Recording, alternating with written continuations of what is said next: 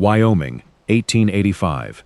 Nathaniel Boone stood on the platform at Larkspur Station with a ticket stub in one hand and 9 months of letters in the other, and he had never in his life wanted to get back on a horse and ride away from something so badly. The train was visible now, a smudge of black smoke against the gray foothills, coming on slow the way trains came on in that country, like the land itself was reluctant to let anything move through it quickly. Nathaniel was 46 years old.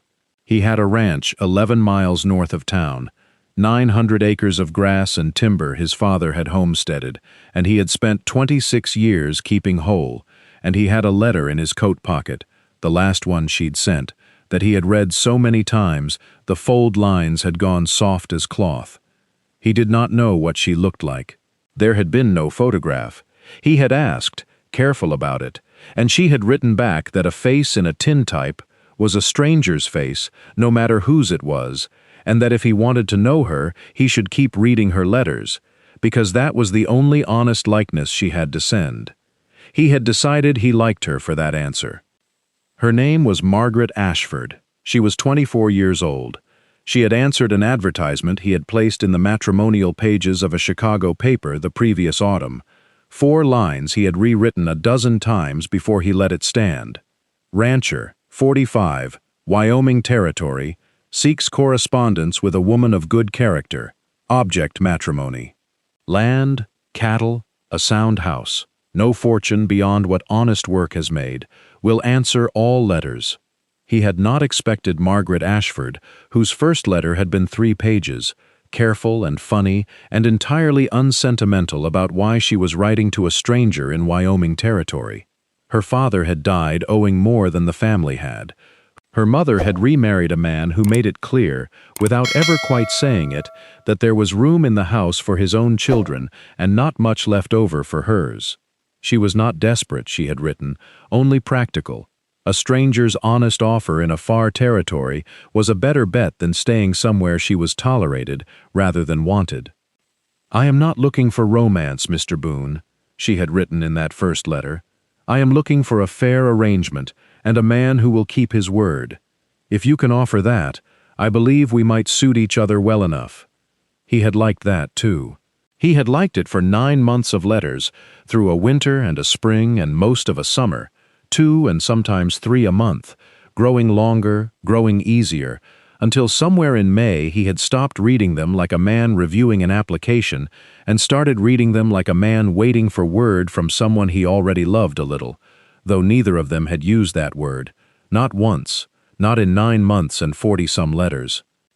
And now the train was close enough that he could hear it, and Nathaniel Boone stood on the platform and thought, with the sudden, complete clarity of a man facing a thing he cannot take back, that he had let himself fall in love with paper, and paper had never once had to look him in the eye and decide whether 46 was too old, whether a rancher's hands and a rancher's weathered face were what she had pictured when she pictured a husband, whether the whole arrangement, now that it was a real platform and a real train, and not an ocean of distance and ink, was a mistake she was about to make in person instead of on paper, where it was easier to walk away from. He almost turned around. The thought arrived whole and complete. I could be gone before she steps down. She would think the train missed me, and she could go back east, and never know a man stood here and lost his nerve. He did not move. He had told himself, the whole 11 miles into town that morning, that whatever happened on this platform, he was not going to be the kind of man who didn't show up. He had given her his word in 40 letters. He held to it now, with his boots planted and his hat in his hands, and the train came in. She was the 3rd person off, behind a drummer with a sample case and an older woman with a hat box, and Nathaniel knew her before she'd fully cleared the steps. The way you know a thing you've been imagining for 9 months the instant it stops being imaginary. She was tall, taller than he'd pictured, with light brown hair under a traveling bonnet that had seen better days and a coat that had clearly been made over more than once, turned at the cuffs, the seams pressed flat the way you press a seam to hide that it's been opened and closed before. She had one trunk, not large, and she carried it herself. setting it down on the platform with the unshowy competence of a woman who had carried her own trunk a long way already and expected to go on doing it. Her eyes found him the way his had found her, immediately, with the same unmistakable certainty, two strangers who had somehow already met 40 times on paper and recognized each other anyway. She did not smile right away. She looked at him for a long moment, the way you look at a thing you've decided about in advance and are now checking against the reality, and Nathaniel had the distinct sense that she was doing her own version of what he had just done at the fence rail, deciding, in the space of a few seconds, whether to be brave. "Mr. Boone," she said. Her voice was steadier than he expected, and underneath the steadiness was something else, something that hadn't quite settled yet. "Miss Ashford." He took his hat the rest of the way off, which he realized, foolishly, he had been holding without quite removing. "Margaret, if I may." "You may." She looked at him another moment. Then, before he could say anything else, before he could offer to carry her trunk or ask after her journey or do any of the dozen practical things he had rehearsed on the ride-in, she said the thing she had clearly decided, somewhere on the long, rattling miles of track behind her, that she needed to say first, before either of them pretended this was simpler than it was. "You paid my fare," she said, "all of it, the whole way from Springfield. You don't know me, not really, not the way you know a person you've stood across a kitchen table from, and you sent the money anyway, on the strength of some letters." She held his gaze, and he saw now what the unsettled thing under her steadiness was. It was courage, working. "So I want you to know, before either of us says another word that commits us to anything, you can send me back if you want. If I'm not what you pictured, I won't make a scene about it. I'd rather know now, plainly, than spend a year finding out slowly." The platform was busy around them, the drummer hauling his sample case toward the hotel, the conductor calling something to a porter, and none of it touched the small, quiet space the two of them were standing in. Nathaniel Boone looked at this woman, who had just gotten off a train after 4 days of travel, and immediately handed him an exit, not because she wanted to leave, but because she understood, with a clarity he found himself admiring before he'd even decided to, that a fair arrangement required both people to be able to walk away from it. She was not performing fragility for him to rescue. She was doing the opposite. She was making sure neither of them would be trapped by politeness into a marriage they didn't choose. "I could say the same to you," he said. "You don't know me either. Letters tell a man's handwriting and not much else. You're welcome to look me over a week or two before you decide anything's settled." He paused. "But I'll tell you plain, Margaret. I rode in here this morning, fully prepared to be too old and too plain and too set in my ways for a woman who wrote letters as fine as yours.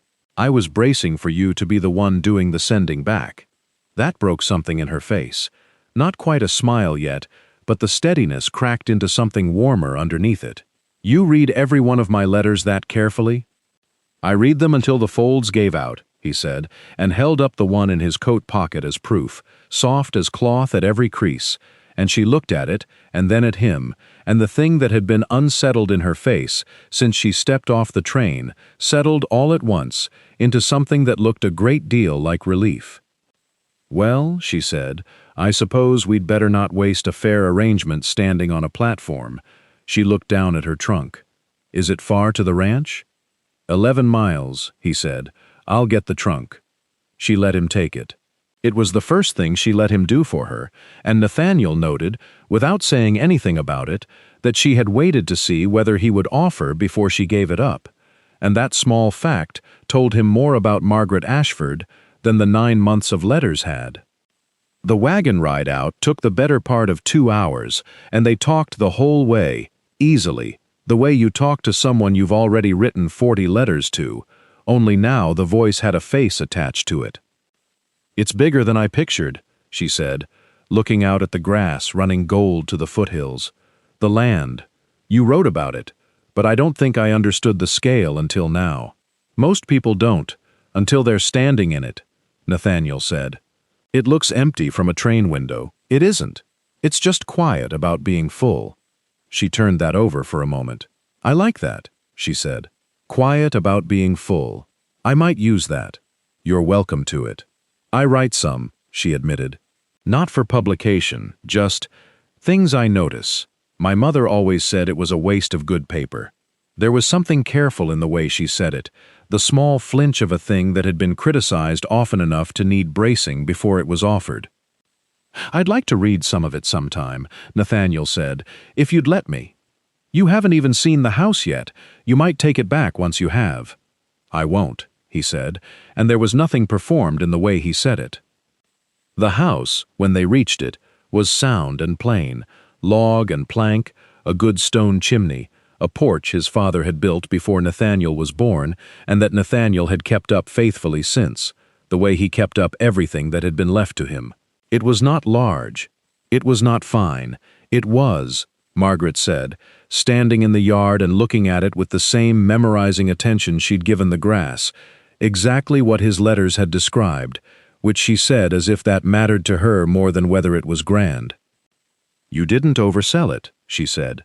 I appreciate that. My stepfather oversells everything. I've gotten very tired of men who oversell things. I'd rather you be surprised by what's good about it than disappointed by what wasn't there, Nathaniel said. She looked at him for a moment, the same assessing look from the platform, and something in her face settled a little further.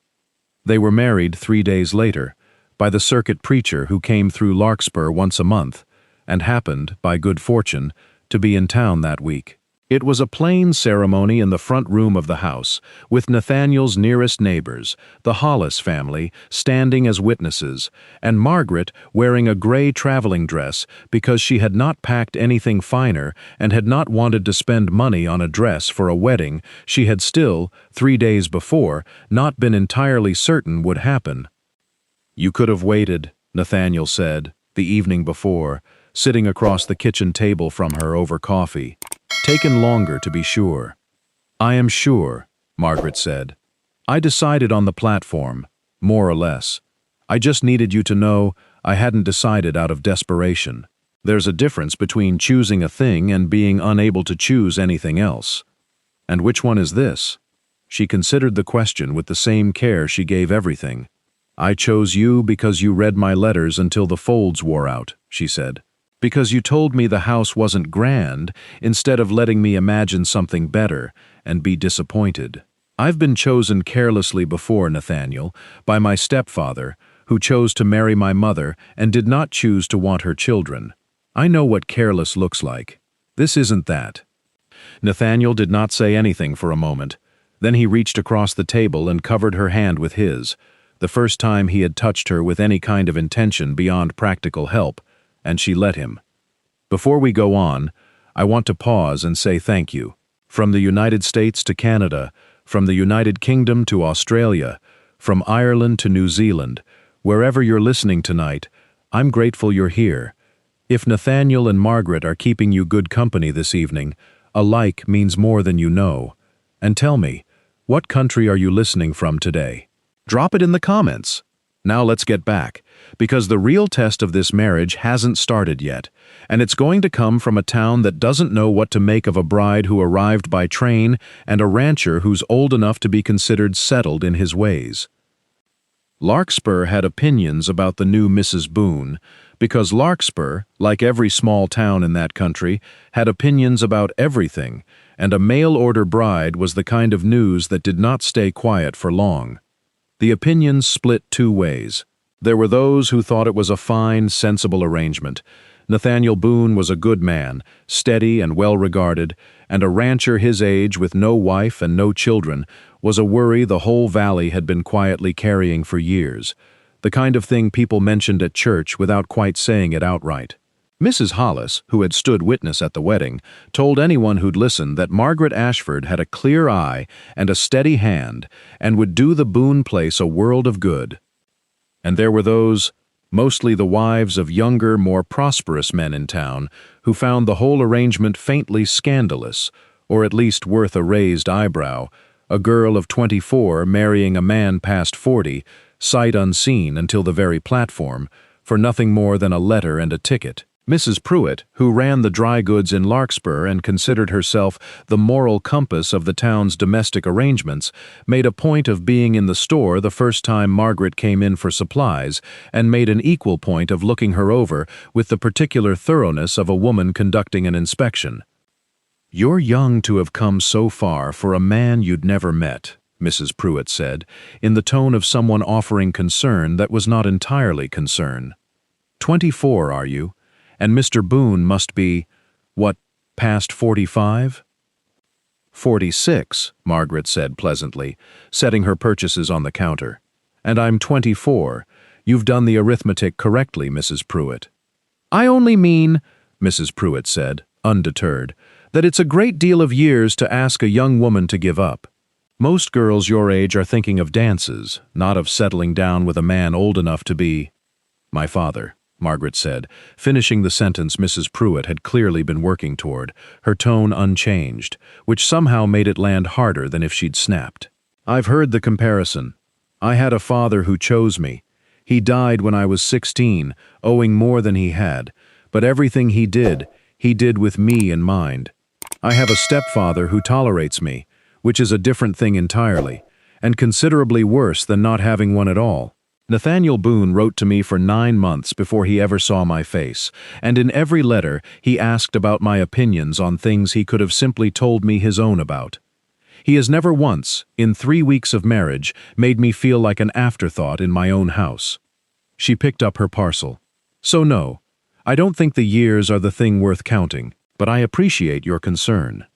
She left the store with her chin level and her step unhurried, and Mrs. Pruitt stood at her counter for a long moment, with the particular expression of a woman who has been thoroughly and politely defeated, and is still working out exactly how it happened.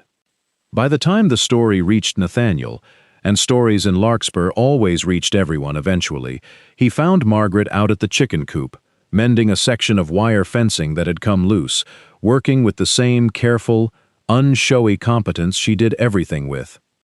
I hear you, set Edna Pruitt straight at the dry goods, he said. I was polite about it, Margaret said, not looking up from the wire. I heard you were entirely polite. That's apparently what made it worse for her. He leaned against the post, watching her work. You didn't have to defend the arrangement to her. It's nobody's business but ours. I know, Margaret said. I wasn't defending it to her. I was saying it out loud for myself. There's a difference. I've spent a good deal of my life being talked about as though my choices needed someone else's approval to count. I'm done with that. Nathaniel looked at her for a long moment. I think you might be the steadiest person I've ever met. I think you might be the first person to notice. That autumn, the work of the ranch settled into a rhythm neither of them had quite expected, but both of them, separately, found they were glad of. Margaret had grown up in a house with money once and then a house without it, and she had learned in the years between the two how to keep accounts, how to make $1 do the work of $1.25. And within a month of arriving at the Boone place, she had gone through Nathaniel's ledgers with a quiet, thorough attention that found 2 debts he'd been carrying longer than he needed to, and a feed arrangement with the mill in town that was costing more than it should have. She did not announce these findings as a correction of his judgment. She simply laid them out at the kitchen table one evening, plainly, the way she did everything, and asked whether he wanted her opinion on what to do about them.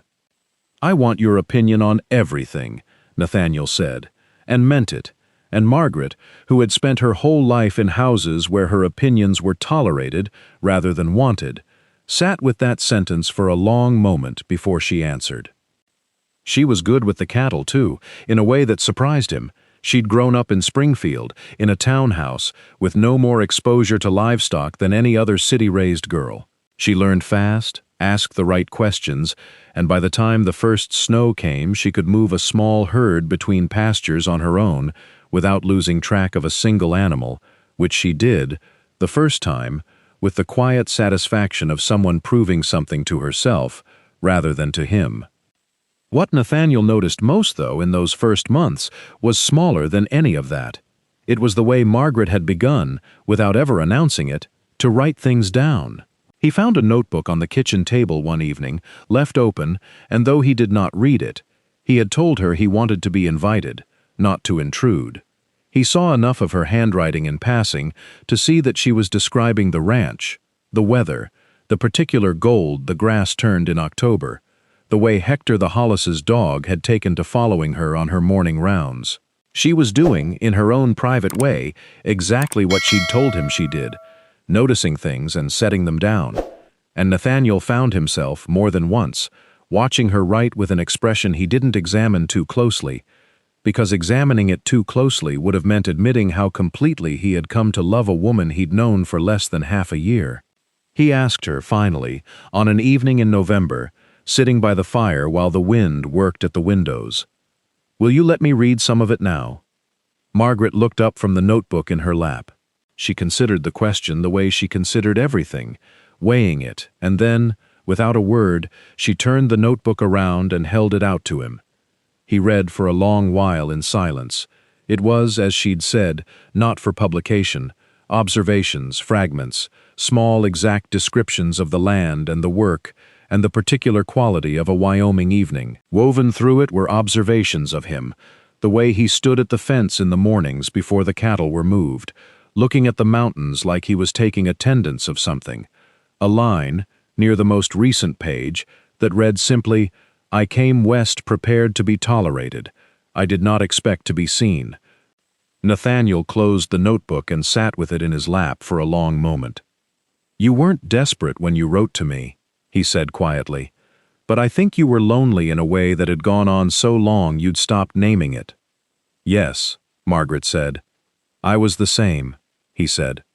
26 years on this place, since my father died, and I'd gotten so used to the quiet, I'd convinced myself it was peace. It wasn't peace. It was just absence with good manners." Margaret took the notebook back gently, set it aside, and took his hand instead. "Well," she said, "it isn't absence anymore." Their first winter together was hard, the way Wyoming winters were hard, 3 weeks of cold deep enough to crack the water lines, but it was, both of them agreed later, the best winter either of them could remember, because for the first time in a long while, neither of them was facing it alone. Margaret kept the books and wrote in her notebook and learned to bake bread that didn't come out heavy, which took her most of December to manage, and which she announced with the particular triumph of a person who has earned a small, hard-won competence.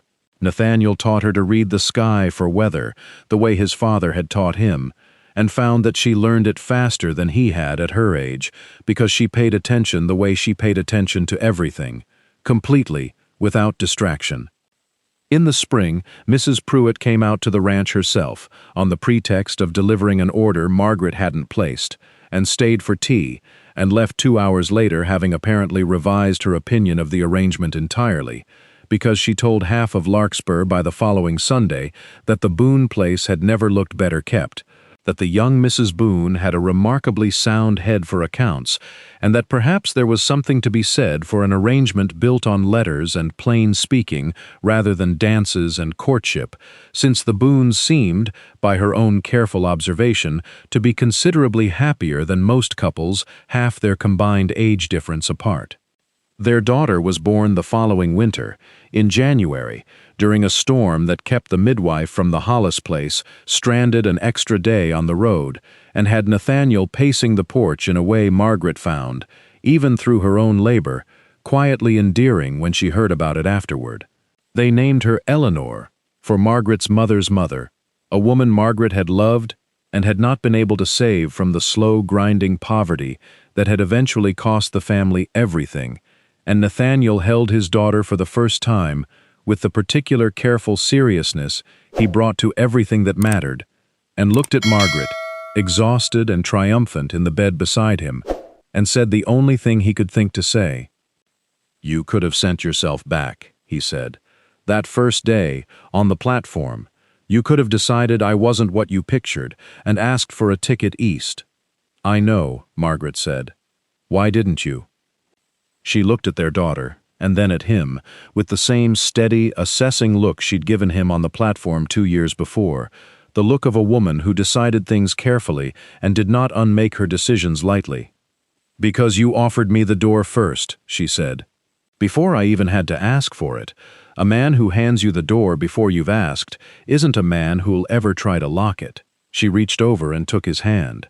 I knew, standing on that platform, that I'd rather take my chances with a man who'd let me leave than spend my life with one who never gave me the choice. On a Thursday evening that autumn, 18 months after the platform at Larkspur Station, Nathaniel found Margaret on the porch, with Eleanor asleep against her shoulder, looking out at the grass running gold toward the foothills the way it had the day he'd first driven her out from town. "Quiet about being full," he said, sitting down beside her, repeating the words she'd used that first day. "You remembered that." "I remember everything you've ever said to me," Nathaniel said. "I had 9 months of letters to practice on before I ever heard your voice. I had a head start most husbands don't get."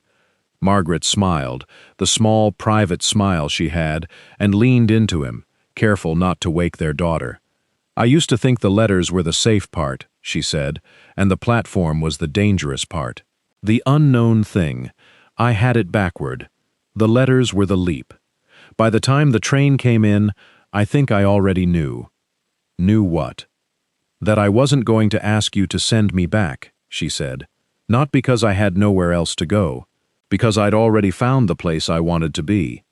Nathaniel Boone almost rode away from the best thing that ever happened to him, on a platform at Larkspur Station, on the strength of 9 months of letters and a fear that paper love couldn't survive being looked at in person.